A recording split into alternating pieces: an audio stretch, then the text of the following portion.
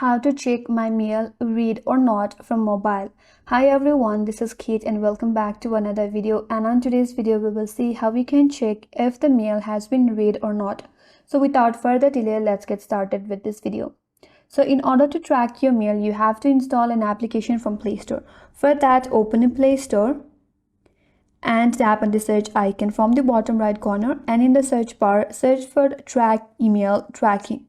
So this is the application that you need to install. Install this application. Once you have installed this, open up the application. Once you open it up, it's gonna ask you to log in with your Gmail account. So log in with your Gmail account, and here you can refresh or go to the tracking feed by tapping on the three-line icon and then tap on the tracking feed. Here it says I have 2 emails sent, and on that specific email, on a yellow button there it says sent not read. That means the email has been sent but not read yet.